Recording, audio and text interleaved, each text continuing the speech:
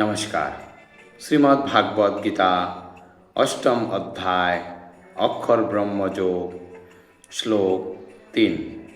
শ্রী ভগবান উবাচ অক্ষরং ব্রহ্ম পরমং স্বভাব অধ্যাত্মম উচ্যতে ভূত ভাবোদ্ভবকর বিসর্গ কর্ম সঙ্গীত। শ্রী ভগবান উবাচ অর্থাৎ পরমেশ্বর ভগবান বললেন, অক্ষরম অর্থাৎ বিনাশরহিত, ব্রহ্ম অর্থাৎ ব্রহ্ম, পরমম অর্থাৎ পরম, স্বভাব অর্থাৎ নিত্য স্বভাব, আধ্যাত্মম অর্থাৎ আধ্যাত্ম, উচ্চতে অর্থাৎ বলা হয়, ভূত ভাবোদ্ভবকর অর্থাৎ জীবের জড় দেহের উৎপত্তিকর, বিসর্গ অর্থাৎ সৃষ্টি, কর্ম অর্থাৎ সকাম কর্ম, সঙ্গীত অর্থাৎ কথিত হয়।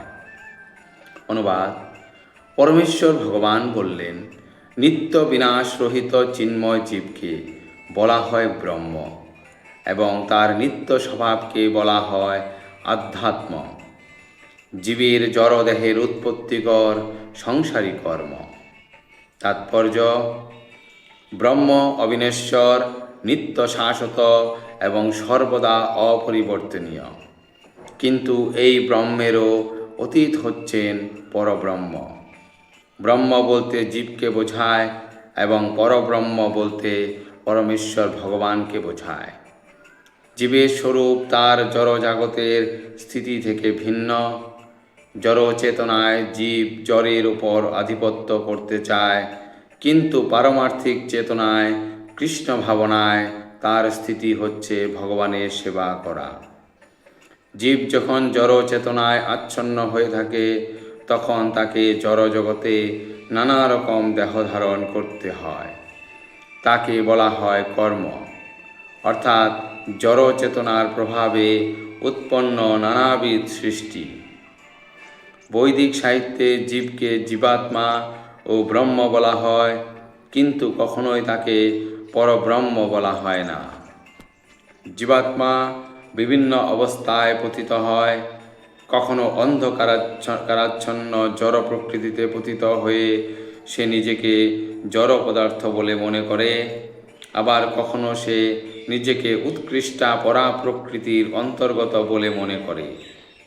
তাই তাকে ভগবানের তটস্থা শক্তি বলে বর্ণনা করা হয়। অপরা ও পরা প্রকৃতিতে তার স্থিতি অনুসারে সে পাঞ্চভৌতিক জড়দেহ অথবা চিন্ময় দেহ প্রাপ্ত হয়। সে জড় প্রকৃতিতে 84 লক্ষ বিভিন্ন দেহের যে কোনো একটি প্রাপ্ত হয়, কিন্তু পরা প্রকৃতিতে তার রূপ একটি। জড় প্রকৃতিতে সে তার কর্ম অনুসারে মানুষ, দেবতা, পশু, পাখি আদি বিভিন্ন দেহ প্রাপ্ত হয়। স্বর্গলোকে নানা রকম সুখ স্বাচ্ছন্দ্য ভোগ করার জন্য সে কখনো কখনো যাগযজ্ঞের অনুষ্ঠান করে, কিন্তু তার সেই পুণ্য কর্মফলগুলি যখন শেষ হয়ে যায়, তখন সে এই পৃথিবীতে পতিত হয়ে আবার মানুষ দেহ ধারণ করে। এই প্রক্রিয়াকে বলা হয় কর্ম। ছান্দোগ্য উপনিষদে বৈদিক যাগযজ্ঞের পদ্ধতি বর্ণনা করা হয়েছে। যজ্ঞবেদীতে 5 রকমের অগ্নিকুণ্ডে 5 রকমের অর্ঘ্য প্রদান করা হয়। পঞ্চবিধ অগ্নিকুণ্ডকে বিভিন্ন স্বর্গলোক, মেঘ, পৃথিবী, নর ও নারী রূপে ধারণা করা হয় এবং পঞ্চবিধ যাজ্ঞিক অর্ঘ্যগুলি হচ্ছে বিশ্বাস, চন্দ্রলোকের ভোক্তা, বৃষ্টি, শস্য ও বীর্য। বিভিন্ন যজ্ঞ অনুষ্ঠান করার মাধ্যমে ক্রমে ক্রমে জীবাত্মা বিভিন্ন স্বর্গলোকে গমন করতে পারে। তারপর সেই যজ্ঞের ফলে অর্জিত পূর্ণ কর্মফল যখন শেষ হয়ে যায়, তখন সে বৃষ্টির মাধ্যমে এই পৃথিবীতে পতিত হয়। তারপর সে শস্যকণায় পরিণত হয়। মানুষ সেই শস্য আহার করে এবং তা বীর্যে পরিণত হয়। তারপর সেই বীর্য নারীকে গর্ভবতী করে। এভাবেই জীবাত্মা আবার মনুষ্য দেহ প্রাপ্ত হয়ে যাগযজ্ঞের অনুষ্ঠানপূর্বক একই ক্রিয়ার পুনরাবৃত্তি করে। এভাবে জীব প্রতিনিয়ত এই জড় জগতে গমনাগমন করতে থাকে। কৃষ্ণ ভাবনাময় ভগবত ভক্ত অবশ্য এই ধরনের যজ্ঞানুষ্ঠান পরিহার করেন। তিনি সরাসরিভাবে কৃষ্ণ ভাবনাময় ভগবত ভক্তির পন্থা অবলম্বন করেন এবং ভগবানের কাছে ফিরে যাওয়ার প্রস্তুতি নেন।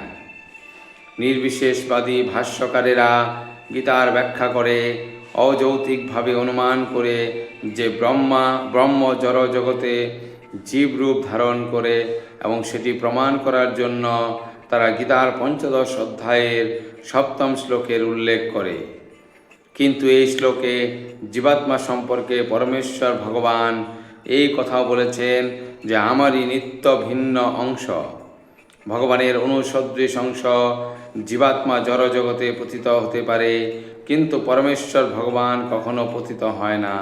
তাই পরম ব্রহ্মের জীবে পরিণত হওয়ার অনুমান গ্রহণযোগ্য নয়।